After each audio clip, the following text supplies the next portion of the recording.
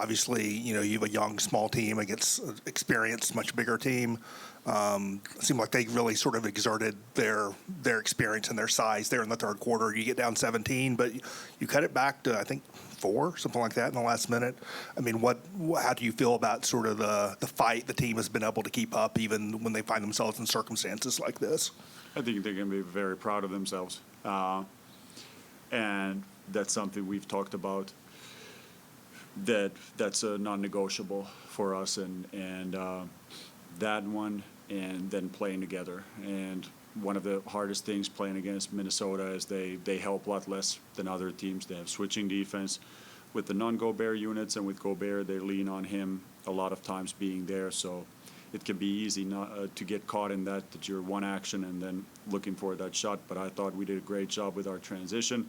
Thought we were very effective when we moved the ball on offense, and overall we unfortunately in the possession game it wasn't enough. I think they ended up with nine shots more, and that was I think the decisive thing. Cedric Howard's first game back. He's been out a couple weeks with the knee. With whatever maybe limited court time you're going to have with him these last 6 weeks, are there points of emphasis you want to see from him in terms of what you want out of him to carry over into the summer? Yeah, for sure. I mean, he's going to be tasked with some very tough matchups.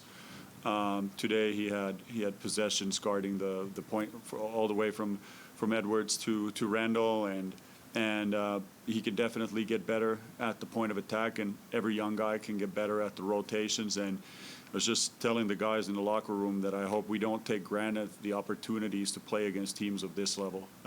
That is the level that every one of our players in our team is looking to get to, and you only get there by experiencing it and understanding that this, like you said, a tough veteran team that we pushed, but then we got to have more consistency for the 48 minutes. I think some people may have wondered whether there would be more reps or more responsibility in terms of on-ball creation for Coward, given some of the changes around the team. Does just the amount of guards you're having to play sort of make it harder to get those kind of looks for him? Yeah, to a certain extent. I mean, most of those guards that we have in the backcourt, their strengths are also in the on-ball situations. I think Sed can improve in other areas too, in movement off the ball, in screen setting. That's a big part of today's game also, to have those small situations, and he's a very good finisher also from that in-between area. So if he can catch it in the pocket or create closeouts through pick and pop situations or closeouts, that's good. But I think it's more he's missed some time right now, and just coming in and some of those actions that we see, for example, for Gigi Jackson, who's been a nominal 4 for us, you know, I think they also fit Cedric very well, and both are guys who can get downhill because they have that threat from the outside, but also a burst to get into the paint and then finish from there or spray it out. But always when a guy misses a little bit of time, and we've changed some things while he's been gone, it's starting with the basics and then expanding from that. Last thing for me, Santi Aldama had been announced as available along with Coward and Jerome. Then that changed at the last minute. What sort of happened with that?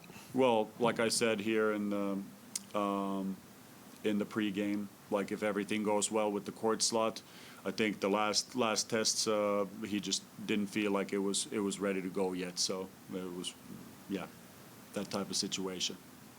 Okay. Thanks, Coach. Thank you.